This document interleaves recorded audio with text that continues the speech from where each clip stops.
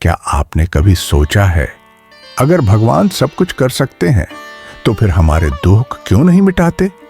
जब दिल टूटता है, जब अपने ही पराये हो जाते हैं, जब हर दुआ, हर प्रार्थना अनसुनी लगती है, तो मन में यही सवाल उठता है, भगवान कहाँ है?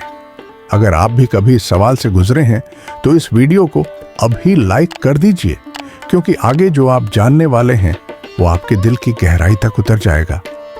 भगवान हमारे दुख इसलिए नहीं दूर करते क्योंकि वो हमें दुखी देखना चाहते हैं, ऐसा बिल्कुल नहीं है, बल्कि वो चाहते हैं कि हम उस दुख के जरिए कुछ सीखें, कुछ बने और अंत में उनके और पास पहुंचें।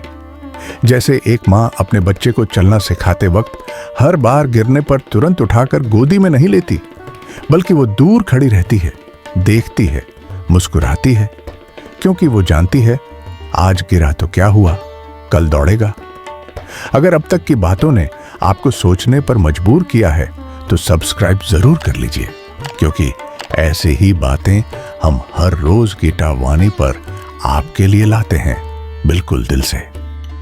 भगवद गीता अध्याय 2 श्लोक 14 में श्री कृष्ण कहते हैं, मात्रा स्पर्शास्तु कौन्तेय शीतोष्ण सुख दुःखदा आगमा पायनो नित्यास्तांस्तितिक्षस्व। भारत। हे अर्जुन, हे अर्जुन, सर्दी गर्मी सुख दुख ये सब जीवन में आते जाते रहते हैं, ये स्थायी नहीं है। तू इनको सहन कर, इनके आने से तू विचलित मत हो। यह श्लोक सिर्फ अर्जुन के लिए नहीं था, यह हर उस इंसान के लिए था जो जीवन में टूट चुका है। कभी आपने लोहे को देखा है? जब तक उसे आग में नहीं तपाया जाए उसका असली स्वरूप, उसकी ताकत बाहर नहीं आती। वैसे ही मनुष्य भी अपने दुखों की आग में तपता है, और जब ईश्वर उसे तैयार समझते हैं तब वो उसे ऊपर उठाते हैं ठीक समय पर। भगवान देर कर सकते हैं लेकिन अंधेर नहीं करते। अगर आप मानते हैं कि भगवान की हर योजना में भलाई छिपी है तो एक बार फिर लाइक का बटन दबा दीजिए और इस वीडियो को अपने किसी एक प्रियजन से जरूर शेयर करें।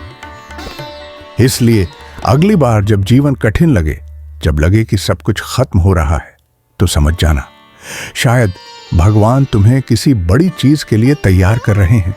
तुम अकेले नहीं हो। तुम्हारा हर आंसू, हर दर्द भगवान की नजरों में है। और याद रखना, ईश्वर सबसे ज्यादा ध्यान उसी पर देते हैं जिसे वो सबसे ज्यादा मजबूत बनाना चाहते हैं। अगर ये बात आपके दिल को छू गई तो नीचे कमेंट में लिखिए हरे ओम। और अगर आप ऐसे ही प्रेम भरे ज्ञान से रोज जुड़ना चाहते हैं तो गीता वाणी को अभी सब्सक्राइब कर लीजिए। हम फिर मिलेंगे एक नई सीख, एक नई रोशनी के साथ। तब तक याद रखिए, आप अकेले नहीं हैं, भगवान आपके साथ हैं। जय श्री कृष्ण।